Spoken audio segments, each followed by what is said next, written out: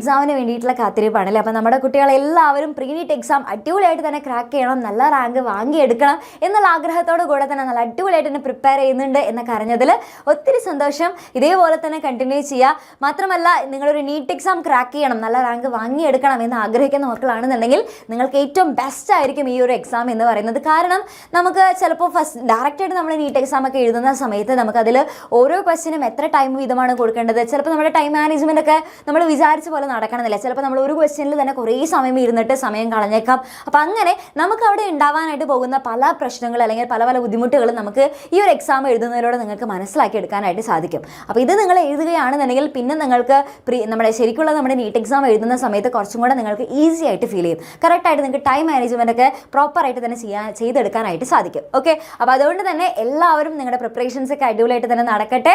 Okay, അപ്പോൾ അങ്ങനെയാണെന്നുണ്ടെങ്കിൽ പലരും ചോദിക്കുന്ന ഒരു ഡൗട്ട് എന്താണെന്ന് വെച്ച് കഴിഞ്ഞാൽ ഇതിൽ എന്തൊക്കെ പോർഷൻസ് ആണ് മിസ് ഞങ്ങൾ കവർ ചെയ്യേണ്ടത്?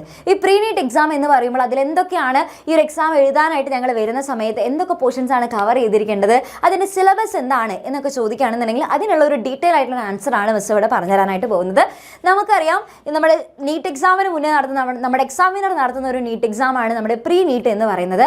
അപ്പോൾ അതുകൊണ്ട് തന്നെ നമ്മുടെ നീറ്റിൻ്റെ സിലബസ് എന്താണോ അത് തന്നെയാണ് നമ്മുടെ ഈ ഒരു പ്രീ നീറ്റിൻ്റെ സിലബസ് എന്ന് പറയുന്നത്. ഓക്കെ, അപ്പോൾ നീറ്റിൻ്റെ റിവൈസ്ഡ് ആയിട്ടുള്ള സിലബസ് ആണ് മിസ് ഇവിടെ കൊടുത്തിട്ടുള്ളത്. അപ്പോൾ ഇവിടെ നോക്കുകയാണെങ്കിൽ ഫിസിക്സ് ഉണ്ട്. അപ്പോൾ അതിൽ ഓരോരോ ചാപ്റ്റേഴ്സും അതിൻ്റെ എന്തൊക്കെ പോർഷൻസ് ആണ് നമ്മുടെ നീറ്റ് എക്സാമിന് ഇമ്പോർട്ടൻ്റ് ആയിട്ടുള്ളത് എന്നുള്ളത് ഇവിടെ കൊടുത്തിട്ടുണ്ട്. അപ്പോൾ ഇത് നിങ്ങളൊന്ന് ജസ്റ്റ് ഒന്ന് ഓടിച്ച് നോക്കി നോക്കുക. പിന്നെ അതേപോലെ തന്നെ ഇതിനിപ്പോൾ മിസ് ഇതിപ്പോൾ നോക്കുകയാണെന്നുണ്ടെങ്കിൽ ഇതിൻ്റെ കംപ്ലീറ്റ് ആയിട്ടുള്ള ഡീറ്റെയിൽഡ് ആയിട്ടുള്ള PDF മിസ് ഇവിടെ ഈ ഒരു വീഡിയോയുടെ ഡിസ്ക്രിപ്ഷനിലായിട്ട് കൊടുത്തു വെച്ചേക്കാം. ഓക്കെ, അപ്പോൾ ഇത് നിങ്ങൾ നോക്കുക. അപ്പോൾ ഇവിടെ ഇപ്പോൾ നമ്മുടെ ഫിസിക്സ് മാത്രമല്ല, ഇത് കഴിഞ്ഞിട്ട് വരികയാണെന്നുണ്ടെങ്കിൽ നമ്മുടെ കുറച്ചും കൂടെ അടിയിലേക്ക് പോകുകയാണെന്നുണ്ടെങ്കിൽ നമ്മുടെ കെമിസ്ട്രി വരുന്നതായിരിക്കും. കെമിസ്ട്രി കഴിഞ്ഞാൽ പിന്നെ അതിൻ്റെ അടിയിലായിട്ട് ഇതിൽ കണ്ടോ ഓരോ ചാപ്റ്റേഴ്സും അതിൽ നിന്ന് എന്തൊക്കെ പോർഷൻസ് ആണ് പഠിക്കേണ്ടത് എന്നുള്ള കാര്യങ്ങളൊക്കെ ഇവിടെ കൊടുത്തിട്ടുണ്ട്.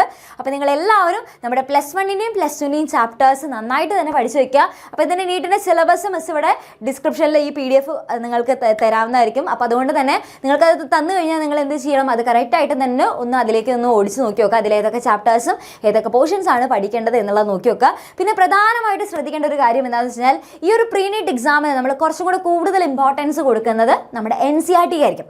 ഓക്കെ, അപ്പോൾ പെട്ടെന്ന് നിങ്ങൾ നീറ്റ് എക്സാം ഒക്കെ എഴുതാൻ പോകുന്ന മക്കളാണെന്നുണ്ടെങ്കിൽ പെട്ടെന്ന് ഇത്രയും കുറേ ടോപ്പിക്സ് ഒക്കെ കണ്ടിട്ട് അത്രയും നമുക്ക് ആ ഒരു ഗ്യാപ്പിൽ നമുക്ക് ചിലപ്പോൾ നിങ്ങൾക്ക് മൊത്തത്തിൽ കവർ ചെയ്യാനുള്ള ചാൻസസ് ഭയങ്കര കുറവല്ല. അപ്പോൾ അതുകൊണ്ട് തന്നെ കൂടുതലായിട്ട് നമുക്കറിയാം ഈ നീറ്റ് എക്സാമിന് NCERT എന്ന് പറയുന്നത് വളരെയധികം ഇമ്പോർട്ടൻ്റ് ആണ്.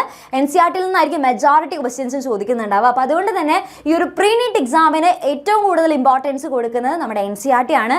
അപ്പോൾ ആരും NCERT നിങ്ങൾ കവർ ചെയ്യാനായിട്ട് മടിച്ച് നിൽക്കരുത്. മാക്സിമം നിങ്ങളെ കൊണ്ട് സാധിക്കുന്നിടത്തോളം പോർഷൻസ് നിങ്ങൾ എന്ത് ചെയ്യുക, NCERT കവർ ചെയ്യാനായിട്ട് ശ്രമിക്കാം. ഓക്കെ, അപ്പോൾ നന്നായിട്ട് തന്നെ പ്രിപ്പയർ ചെയ്യുക. അപ്പോൾ ആ പ്രിപ്പറേഷൻസ് ഒക്കെ നിങ്ങൾ നടത്തുന്നുണ്ടെന്നൊക്കെ മിസ്മാരൊക്കെ അറിയുന്നുണ്ട് ഇവിടെ. ഓക്കെ, അപ്പോൾ ഇതേപോലെ തന്നെ നിങ്ങൾ എന്ത് ചെയ്യുക, കണ്ടിന്യൂ ചെയ്യുക, അടിപൊളിയായിട്ട് പഠിക്കുക. അപ്പോൾ എല്ലാവർക്കും ഓൾ ദ വെരി ബെസ്റ്റ്.